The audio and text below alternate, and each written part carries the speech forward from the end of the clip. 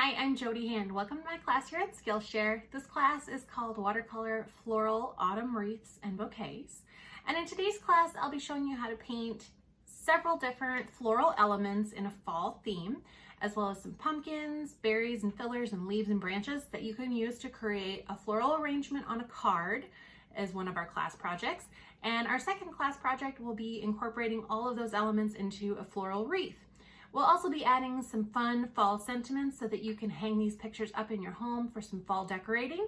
And I hope you really enjoy making this class with me. So please share your projects with me in the class projects. I'd love to see what you came up with. And I'm gonna go ahead and go over the supplies that we're gonna be using today. I tried to make this a little bit more accessible for somebody that maybe doesn't have the professional paints, but maybe you have something a little bit less expensive. So I went with my Prima watercolor confections for this one, as well as using my Daniel Smith paints. So I'll show both options and the color palettes here in the next lesson, and we can go over the different colors that we're going to be using in today's class and the floral palette I chose for these floral elements. So the first supplies that you might want is just some scratch paper or a sketch pad so that you can kind of sketch out your floral design first. This is the one that I sketched out that we'll be painting today. And I just kind of wanted to do an idea of where I wanted the different floral elements. And I'll show you some tips and tricks on how you can plan this out so that we end up with a really balanced wreath and making sure that we have everything kind of flowing nicely and a little more pleasing to the eye. Because one of my problems with doing loose florals is not planning it out, and then I end up having a few extra things and they just don't seem to go right. So with a little bit of forethought, we can plan this out ahead of time and really make a nice balanced finished wreath that looks not lopsided and just looks really, really nice.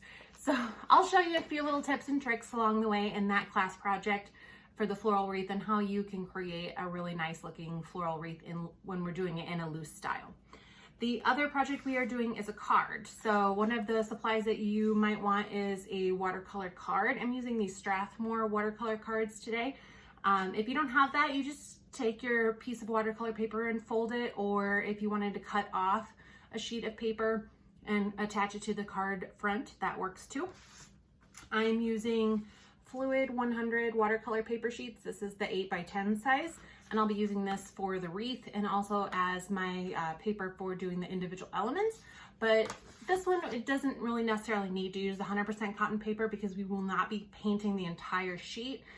If we were doing a landscape, I would definitely recommend doing 100% cotton paper, but just use whatever paper you have on hand.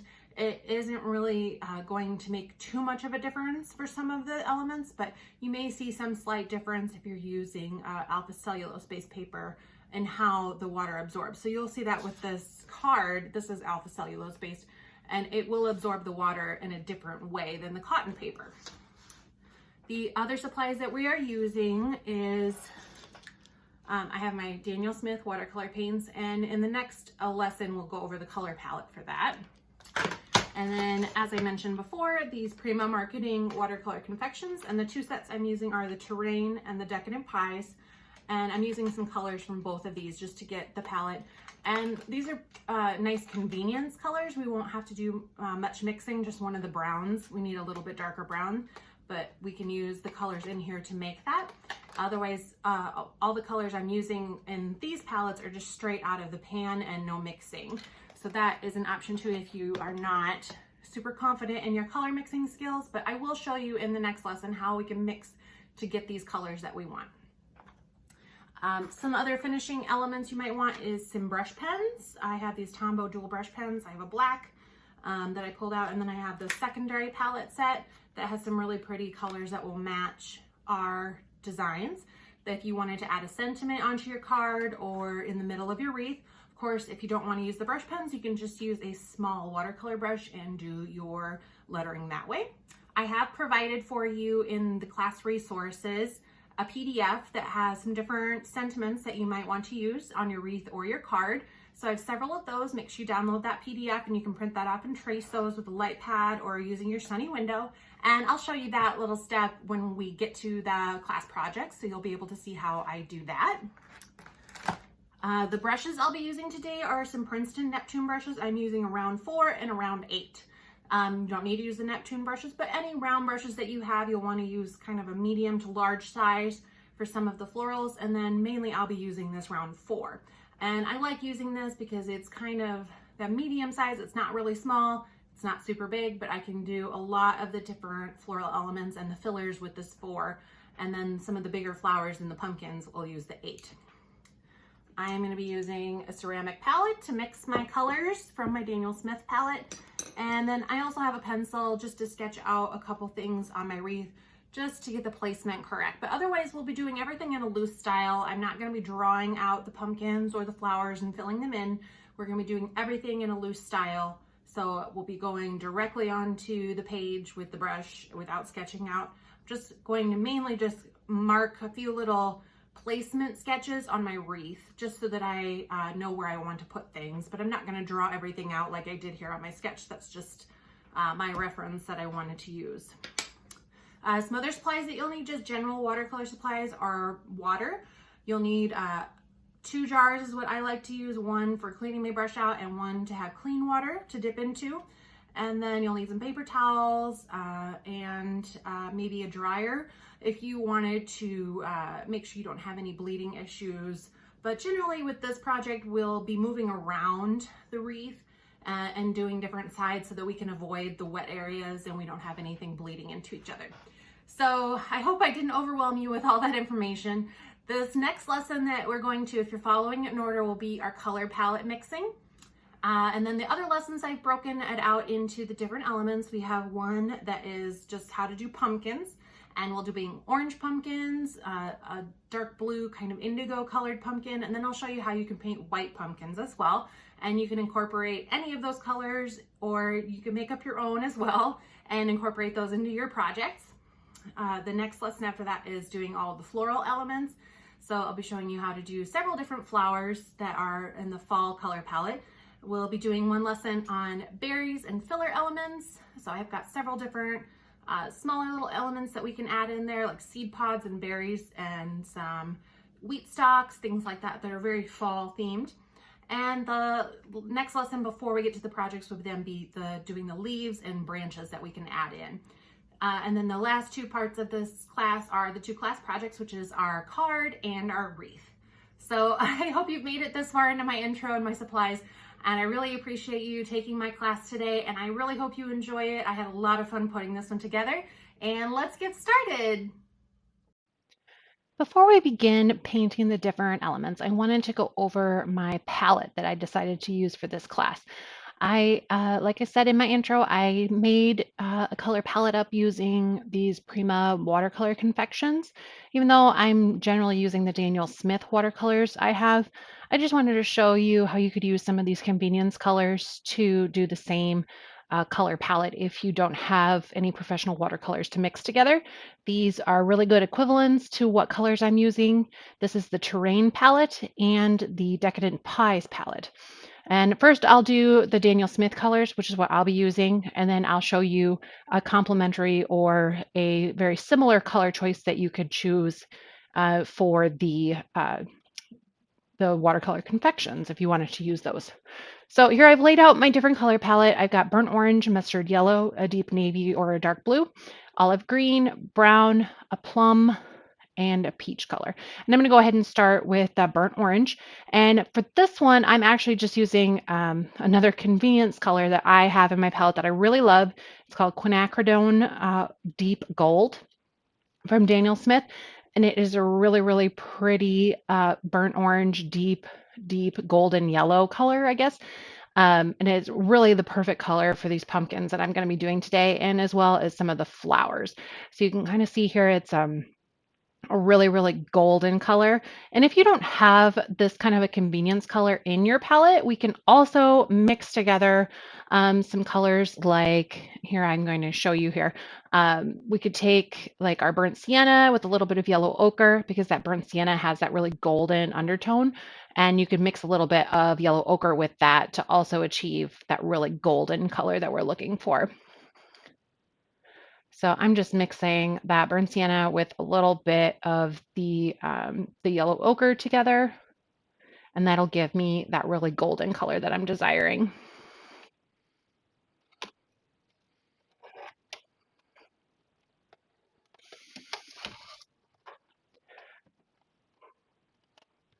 And of course, if there's some other colors that you would prefer to use, just use whatever you have.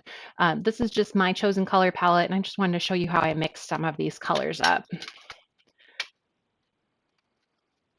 So there you can really see I got a very golden yellow color for me. All right, so if I want to achieve that same color using these convenient colors here, there's also a really pretty orange color in this terrain palette. That's maple color that would be really, really pretty. It's not as yellow as the quinacridone gold, but it'll give me a nice orange color for pumpkins as well. So the mustard yellow, I'm just using straight yellow ochre. It's going to be a little more similar to the quinacridone gold, but it doesn't have that golden orange color undertone to it. This is just a yellow ochre, very earthy. Here we could use the sassafras color that's in the terrain palette. The Decadent Pies palette also has a yellowish color that's the number 29 that you could maybe try, but it won't be as deep. That one's a very pale color, actually. For the deep navy, I'm just using indigo from my Daniel Smith colors. And then in the Decadent Pies, we could do number 35, which is very, very similar. Might be a little bit brighter of a blue, but you could always just add a little bit of brown to it if you wanted it a little deeper. For the olive green, I'm using Undersea Green from my Daniel Smith colors. I felt like this was a very nice complement to the other colors that I chose. It's a really deep green, very on the brown golden side. And the one that I'm using here, it would be the Decadent Pies number 34 is a really, really nice complement or a not compliment, but the it is a nice substitute color for that undersea green. Oh, and here I decided to go back and show you that number 29 in the mustard yellow color that's from the Decadent Pie set. It's just not as dark as the sassafras from the terrain palette. But that just gives you another option if you don't have all of these colors. But these watercolor confections are quite popular, so I know a lot of people have those. So for the browns, which we'll use for some leaves and the stems of our pumpkins, I'm going to be using burnt umber. And if you wanted to, you could also use a sepia or brown oxide, any of those deeper browns. I just want a nice, rich, warm brown. And there is a very similar color in the Decadent Pie set, which is number 30. It's a nice dark brown. It is a little bit on the more red side. So if you do want to deepen that up, you can add a little bit of that number 35 that we just used for the navy. You could mix that in a little bit and it'll give you a much deeper brown as well. That goes to more toward the black brown. So now I want to make up this plum color. So I'm actually going to mix several different shades here. I've got some quinacridone rose, and I'm going to mix that with a little bit of the quinacridone violet or purple, I guess, quinacridone purple, and then some of my permanent red deep, and then I'll just pull in a little bit of the indigo there to get that perfect plum colored shade that I want. And this is just kind of a trial and error with this. I just keep mixing in the colors until I really get that shade that I want. I just really wanted a really deep red violet color, so you might need to add a little bit more red back in or some more of the pink, the rose. So I ended up mixing that up for a little bit until I found that kind of plum purple color that I really wanted. And then a color from the terrain set, the purple smoke tree, is a really nice alternative to that same color that I just mixed up. And if you want, they actually list the pigments that they use in there, and it seems like it's pretty similar. They're using a pigment violet, a red, and then another red pigment. So it's very similar to what I just used with the quinacridone rose and the permanent red and the violet. So not very far off from that. All right, so now to make this peach color, I actually used some quinacridone coral with a little bit of lemon yellow, and then I did end up adding just a tiny bit of the rose to it just to make it a little more pink. And they do have one called Crab Apple here in the terrain set that's really, really nice. It's already mixed up, really light peach color that you can use for some of the peach flowers. So this is just the color palette that I chose to do. I really liked these shades. There's also, oh, I guess there's kind of like more of a shimmery rose gold color that's in the Decadent Pies number 28 that you could also use. It just has a little bit of shimmer, and I do notice because it's one of the metallic ones, it is a little bit more difficult to re-wet in the pan, so that one you might want to add a little bit more water to. It seems like those metallic ones take just a little bit more to get going. So this is just my color palette that I decided to go with. I wanted to test out the colors together and see how everything worked. And I found some alternates for you to use in those Decadent Pies and terrain sets from Prima Marketing.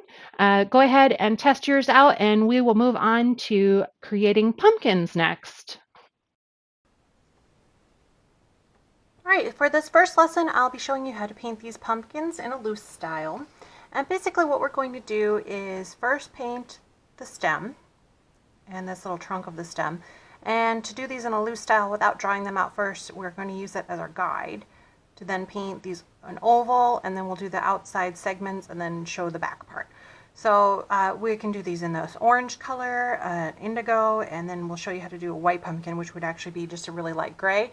And you can do it in different sizes and shapes, but I'm going to use my round size 8 just to do that kind of medium sized pumpkin. You might want to use your round 4 if you want to paint them a little smaller. So I'm going to use my Daniel Smith paints here. I've got these already mixed up. This is the burnt umber. If you're going to use the Prima, I would say use the Decadent Pies number 30. And if you want that to be a little bit darker, you can mix in a little bit of this number 35 to give that indigo color. You can mix that with this and get a much darker brown. Just a tiny bit. Alright, so I'm going to start out with a little bit of this burnt umber, and I'm going to make the base of my pumpkin stalk, or stem. Not really a stalk, I guess. So it's almost like a tree trunk the way you would do. So I'm going to go like this, and then I'll just have kind of this vine kind of coming off at a kind of crooked angle. If you want to do something a little less rustic looking, I guess, you could just make a cut off stem like so.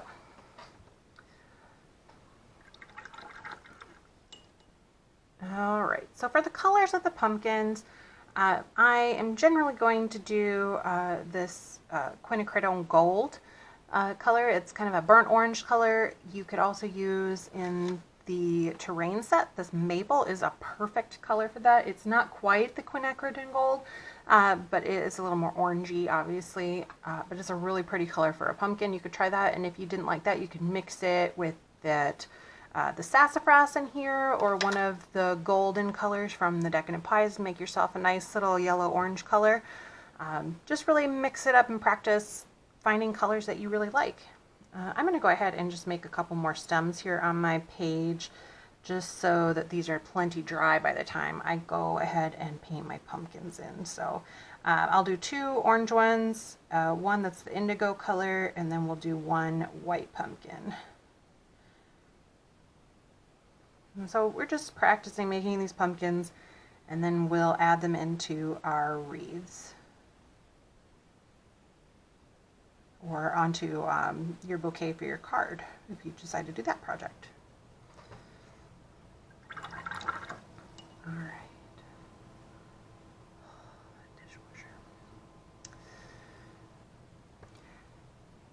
All right, that's not quite all the way dry here. This one's getting more dry. I had just a little bit more water on that one, but I'm generally going to avoid touching that with my brush.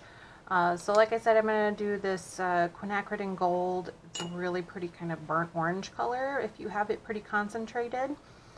So basically what we're going to do is use this trunk stem that you used as a guide, and I'm going to kind of go not quite all the way over to this side. And I'm just going to make an oval shape that has an opening at the top. So I'm not going to completely close that in. Basically what we're going to do here is just make that oval shape, and then I'm just going to add a little darker shadow area here. And I'm not going to paint anymore just quite yet on this. I'm going to go ahead and make my next row. So going up above the point where you stopped right here, kind of go, and then don't go all the way down to the bottom, kind of have it disappear into the bottom here, just a tiny bit up, and then mirror that on the other side for that pumpkin. All right, so I'm gonna just make a thicker line along the edge here, and then we're gonna blend that in afterwards. All right, so I'm gonna do one more coming back here. And the wider you make these, the fatter your pumpkin will be. So if you want a tall, skinny pumpkin, I would make this first oval nice, tall, and skinny. So maybe the next one here, I'll do a nice fat one. Okay, so to get that back side then, we're just gonna make two little arches here. And I'm just leaving the tiniest bit of white space here, actually.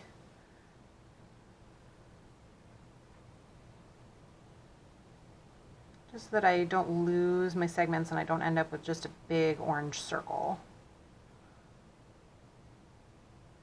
I'm going to rinse my brush now. I'm going to dab off most of that water here, and I'm just going to use that to kind of blend. And as you go, that should be dry enough along that edge that you keep that nice crisp line. And if you want to get a little bit more paint and just fill that in, you can layer that and it'll give you a nice shadowy area. And I just want to blend that. Usually I'm working a little bit faster when I'm painting this, so I'm not getting quite that harsh line like I got right now. I'm just trying to blend that in.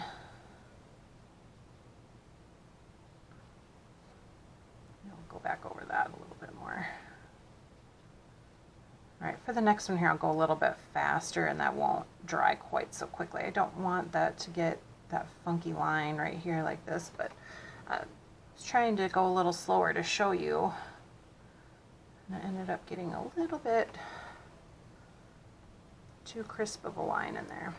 All right, well, you get the idea here that what we're trying to do is just show those segments, and I don't want them to blend together. So if you want to leave a little tiny bit of white, I'll show you in this example here. So I've got more of a white segment here. There's a little bit more definition here in these.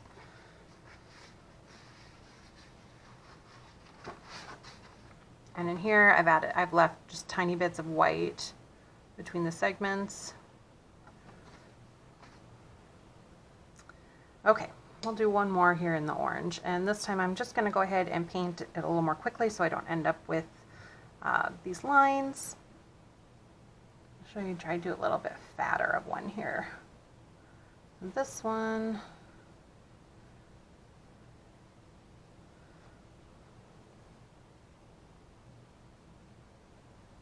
Starting out with a fatter oval.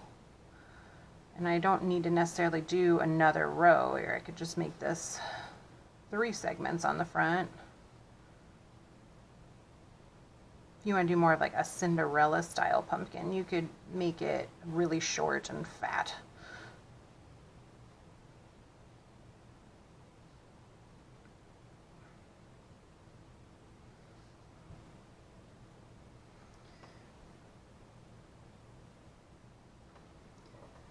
And then we can go back and just add a little bit more layers here to darken it up along the edges.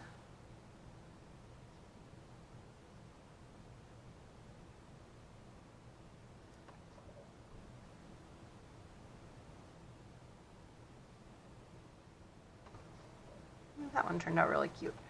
I'm not very happy about that line. I was talking too much and I got that, didn't get really blended out very good. Okay, so we can do orange pumpkins, and we could also paint kind of a dark indigo color. I have this just straight indigo. I'm just gonna dilute that down a little bit more, a little more water. and doing the same exact thing, but this time in a different color. And I don't want this to be too dark. I want this to look more of that dusty blue, so I'm gonna just dip my brush in the water here, run that around. Now see here, I've got some kind of puddling happening, and I don't want that to give me blooms on my paper, so I'm just gonna pick some of that water up and wipe it on my paper towel. And I could go back with a little bit more of the pigment and shade my edges.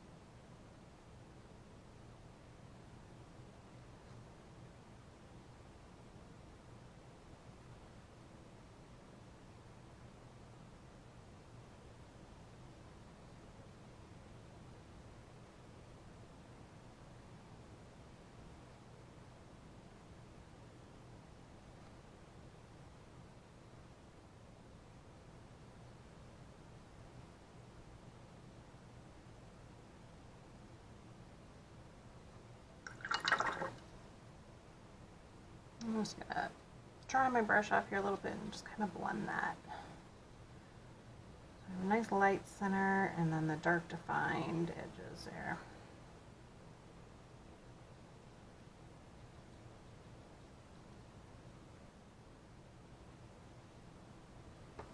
Alright, so that's one color. Alright, so now I'm using the same indigo and making it super, super diluted, so that it is just giving you barely any color. And then I can add just a little bit of that gold. It's giving me really green. That was a little too much of that gold.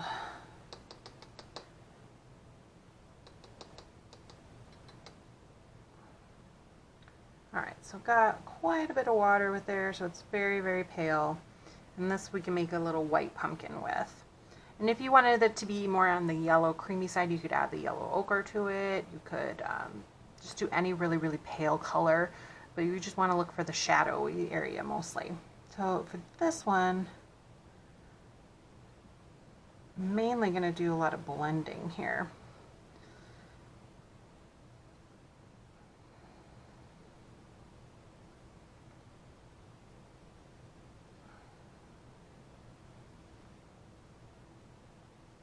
A nice fat pumpkin here. Okay, so I'm going to rinse my brush off, get some of that extra water, and I just want to blend that over.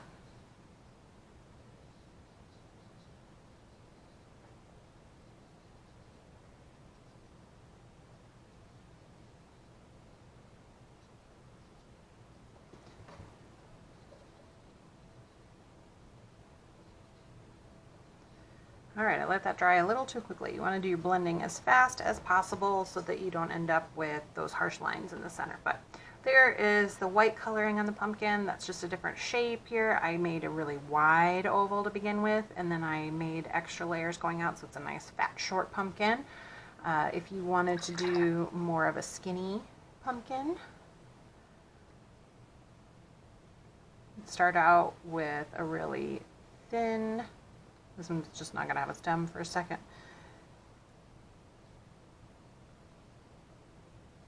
And just make your layers not as wide. So when you go to do your center segment, just make it a really tall skinny oval, and then don't have these curve out as far. You just want to make them be very shallow segments so that they don't make the pumpkin wider. So that one gets you a taller, skinnier pumpkin. All right, so that is pumpkins that we can add into our arrangements. The next lesson is going to be all of our floral elements. So have fun painting with those. Alright, for this lesson we are going to be covering all the different types of florals that we can incorporate into our wreath or our card design. And I've gone ahead and I just did a few examples here. As I was practicing here, we can do kind of like a peony flower, a rose, kind of a black-eyed Susan. These are crispidia or billy buttons, sometimes called globe flowers. And then just some little filler flowers here. I call them imaginary flowers. We can do them in a peach, a plum, any of these flowers really, except these two yellow ones. Those are kind of true to life. These, we can kind of pick any of the colors in our palette. So we could make this rose peach or plum or yellow, peach plum or yellow, you know, any of those colors that we have mixed up. So we can kind of just mix it up and do whatever colors you like. Alright, so I'm just going to go ahead and do just like in my example. I have this plum color here that I mixed up, and if you want to refer back to the lesson on our color palette mixing, I'll show you how I made that color. That is the first lesson in the class. Or if you want to use one of these convenience colors here, this purple smoke in the terrain palette is a really perfect match for that as well.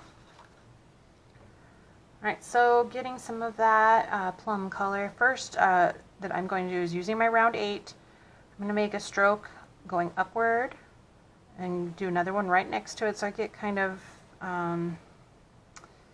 almost a circle shape, but like a petal shape, I guess would be what I would call it. And then I'm going to go right above that and I'm going to make a stroke going this way, just kind of using the side of your brush. And then using the tip, I'm just going to make some strokes going upward here, make a couple going this way, and then come down back to the base. So it's basically just kind of a loose peony flower, and we can do this in the plum color. You could do it in the burnt orange even if you wanted to. They're not really like a true to life flower. It's just whatever color you want to make it. And then if you wanted to add some leaves onto it, we can use our olivey green color that we mixed up. This is undersea green, and just make some quick little leaf strokes going out from the base. Okay, so if you wanted to do this in the other color, here I've got the peach mixed up. You could make another one.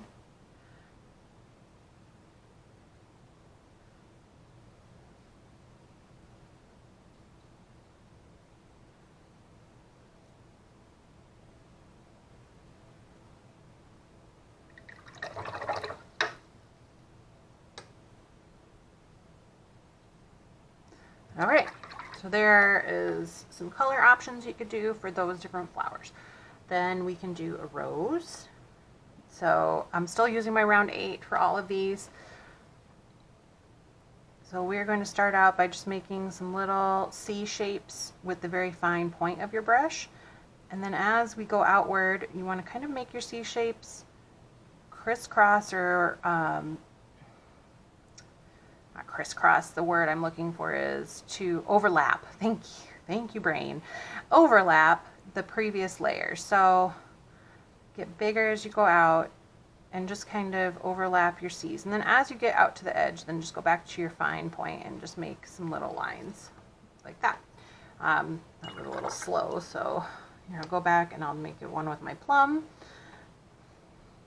So small little C shapes in the center, overlap, and then start adding more pressure to your strokes. Roses are one of the flowers that I could practice all day. I've done so many drills on these of practicing. In fact, if you are looking for some extra practice on doing roses, I actually have a video in my YouTube channel where I just did roses. I did a whole sheet of roses and I used different brushes just to practice what kind of brush I liked making roses with. So I will link to that if you want to check that out.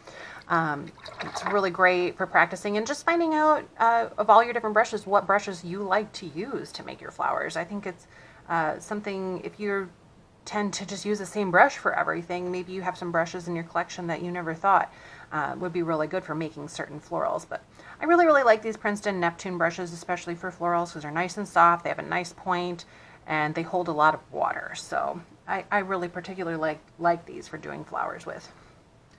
All right, so the next flower I will do is that globe flower or crispidia or billy buttons, however you want to call it. I'm going to make this using the yellow ochre. And I'm just going to get a little bit diluted, and I'm basically just going to paint a pale yellow circle to start. So get as close to a full circle as you can. And I'm just going to give it a little brown stem here.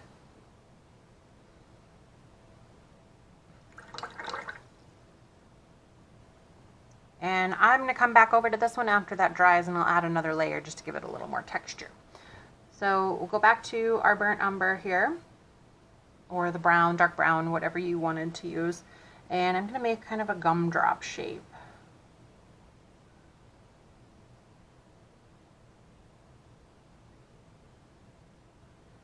And I'll paint a second one of these too here, because that brown is very light. So if you wanted to make a darker brown, you could take a little bit of your indigo and mix that, and you can get a nice dark brown. So let's see here. I'll make a second one right there. Make my nice little gumdrop shape here. Okay. Alright, so for the next flowers, I'm just going to let this sit and dry for a minute. I don't want my brown to get blended into my yellow. So we're going to move on to the bottom part of our paper here. I'm going to switch to my round 4 so that we can make some of these little filler flowers here. And I'm going to go ahead and just start out drawing, or excuse me, I always say drawing and I mean painting. I'm just going to paint out the base of my stem here and just make some random branches that I can add flowers onto. So, or if you prefer to do the flower part first and then add your branches in afterwards, that's cool too. So I'll just do a small one here that's got 2.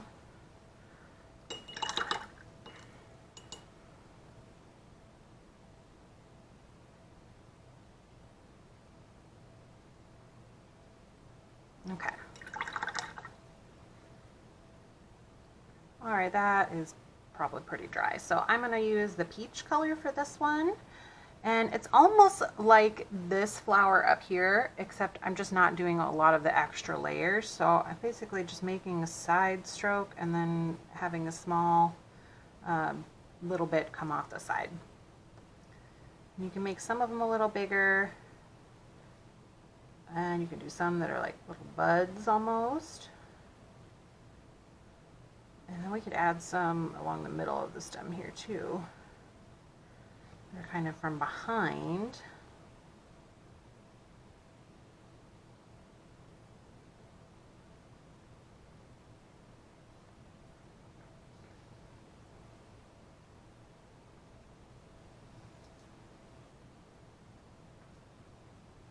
It's just a really almost like a small version of this, but I'm just not adding as much to it. Just not as detailed. So you can just add in little bits here and there, and then I can just connect some of those flowers up after that's dry, and I can add a little more stems. So this other one I'll do some plum, and the exact same, I'm just doing a smaller bunch.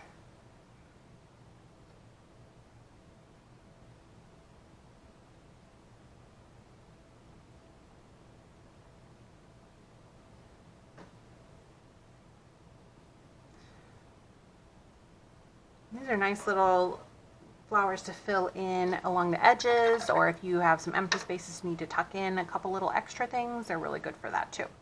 All right, this is pretty dry. I'm going to go back to my globe flower, and I'm just going to take the same exact yellow ochre that I did here, just a little bit more concentrated this time. And I'm basically going to just make some little dabs with my brush, just to give that some texture, because these flowers are kind of, they look like little balls, but then it's like little teeny tiny flowers all along the little ball. All right, so we're just gonna cover the ball with little dabs and leave some of your empty space in between some of your little dab marks. So there's the globe flowers. We're probably not gonna make them quite this big, and the wreath are more of like a little filler off the side. All right, so now we can do these black-eyed Susans, and you could do this either in the yellow ochre or the gold. I'm gonna do the gold. I really like this color. And I'm gonna start out with a very point and then add pressure and then release the pressure so I end up with a point at the end. We're gonna start out at the base of this flower and then just come downward and move around. And then as you get up to the top, you want to make shorter petals. These are going to be the longest ones here, and these will be shorter. And then for the back side, I'm literally just making almost like dots behind there just to show that the petals are going behind it. All right, the next one I'll just do a little bit darker. I like to start at this side and then make my way down and then go back and do the back side, just kind of going in a clockwise direction around it.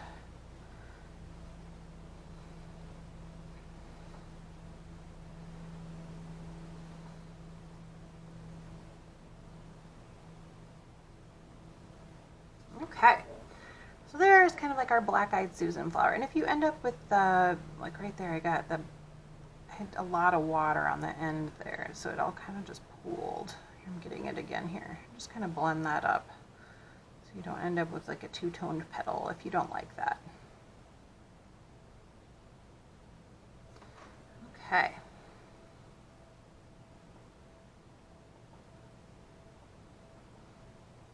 All right, so there is all of our different floral pieces. Oh, I guess I could go back here, take my brown here, and just connect up some of these little flowers that I don't have connected to the stem. That's pretty much it. Okay. All right, so we will do the next lesson will be some other little filler elements like berries and some seed pods and things like that. So that will be our next lesson. In this lesson, we're going to be going over some of the different little filler elements that we could do. Here I've just some of my practice sheets here of when I was planning this out. We've got some little berry here we could do in this plum color. I've got these kind of, I'm not really sure what you call them, just kind of another berry. We could do some indigo berries. And then we could do some of these wheat pieces as well. One of the other things I practiced here was making these little seed pods, so I'll show you how we can paint those as well. Alright, I'm going to do these with my round 4 just because they're a little bit smaller and I want to be able to do a little bit more detail. I like to do the berries in the two colors, the indigo and the plum for this color palette. I think that looks the nicest. So mainly what I ended up doing, I know when I was practicing here that I did a bunch of these small ones, but ended up mostly using these smaller clumps right here, like 2 and 3 berries. So that's what I will show you here. And if you want to add, it's pretty much the same, just add more of them. And then connect it up with branches. I like to do the berries first and then add the branches in second. So if we want to do indigo,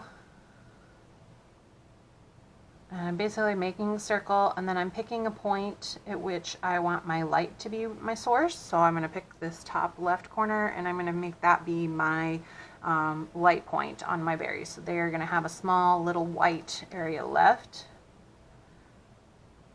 And on each of your berries in that bunch, you want your light point to be the same. So basically it's a circle with a little light point or a little oval that you've left white.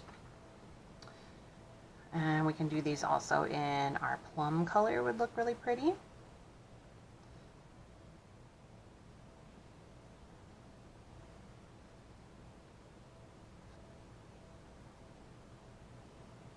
Some little clustered berries here. And if you by accident fill in your entire your light point area and you have a white area you want to add back in, you can always go back in with some bleed-proof white or a white gel pen and just draw that back in. So don't be think you've ruined it if you don't get that in there. And honestly, it's just a design preference. If you don't want to have them, if you want all solid berries, go ahead and have all solid colored berries. All right, I'm going to let that dry just a tiny bit and we will go on to these oval shaped kind of berries. And these we could do in bunches of 2 or 3. I'm basically taking that plum color, making an oval.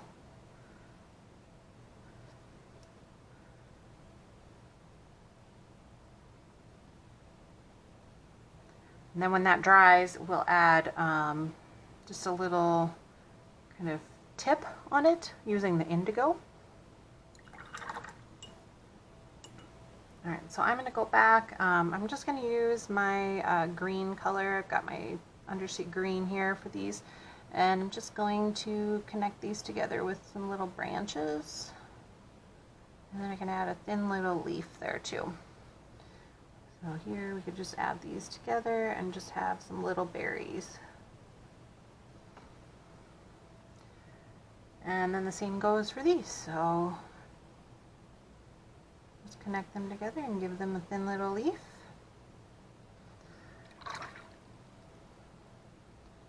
And then take my indigo here and I'm just going to make a little dot that almost like a little tiny stem.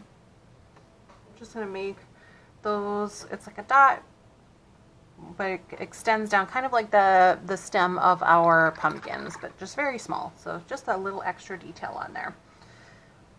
All right, so the other element that we could use as a little filler is these wheat branches. So I basically just use my yellow ochre, and you could do some different variations on that if you want to mix in a little bit more brown or some of this gold color. You could do some variations on the color. I'm just going to use straight yellow ochre for that.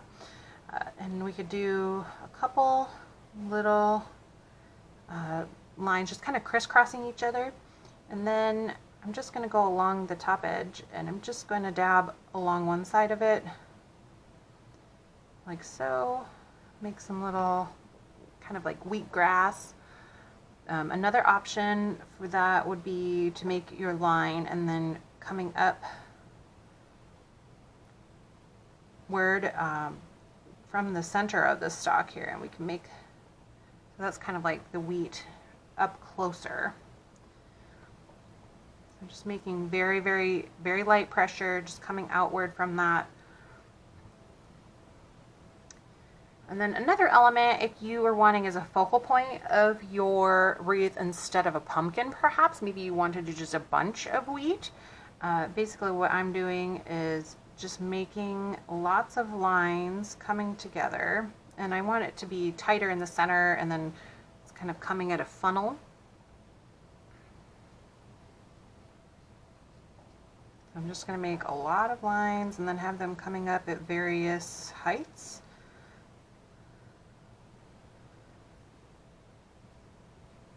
Okay, so then you can go along and do just like we did here and just very lightly dab along some of those just to add a little more detail of your wheat stalks.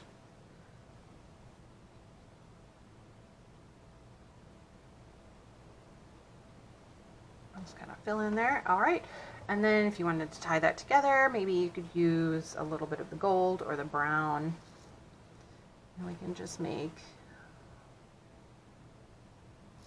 little tie.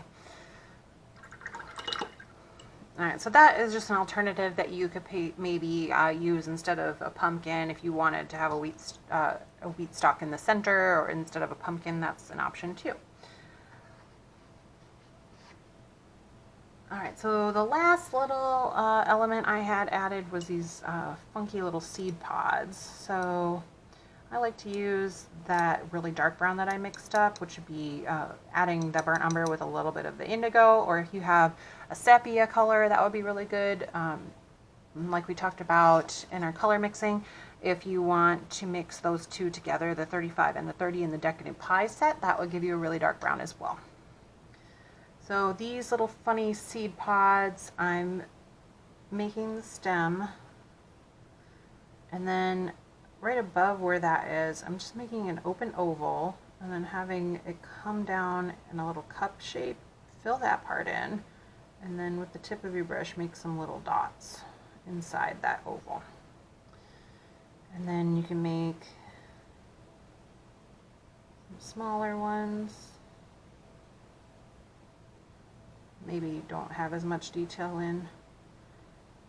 Okay, so those are just some like little tiny seed pod guys, so let's make another one here.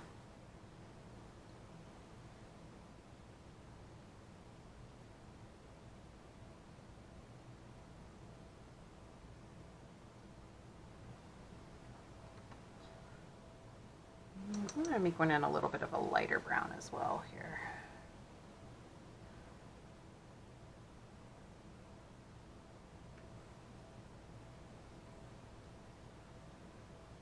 I like that in just the straight brown umber as well.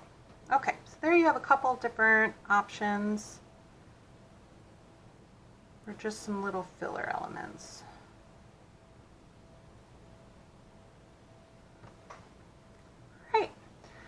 The next lesson that I will go over is just doing some different leaves and branches that we can add into our designs.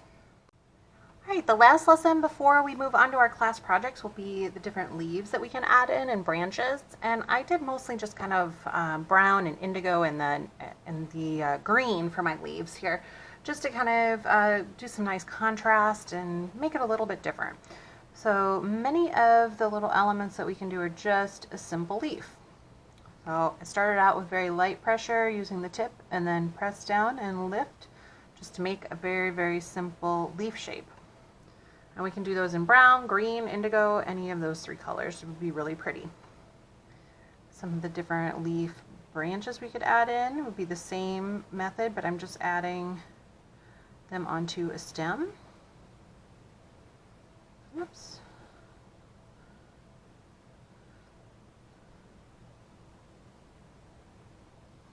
I've got a little too much water on my brush here.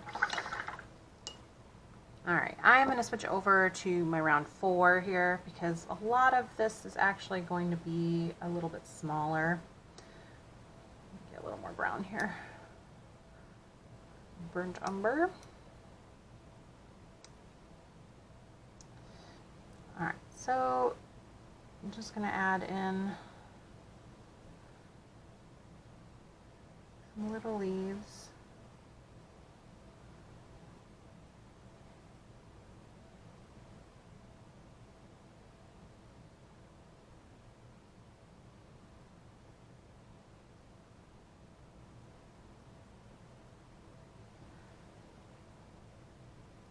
A little big on that side. Okay, so we could do brown, do some indigo.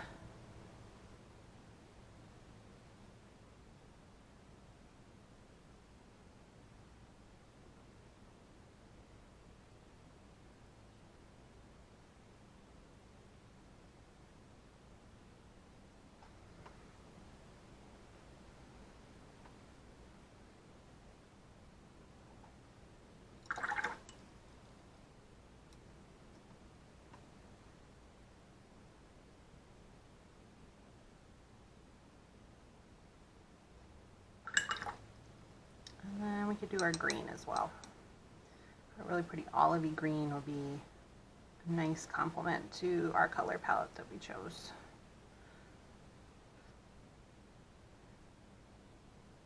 So I'm going with really simple leaves for this. I didn't want to get really complicated on the leaves foliage.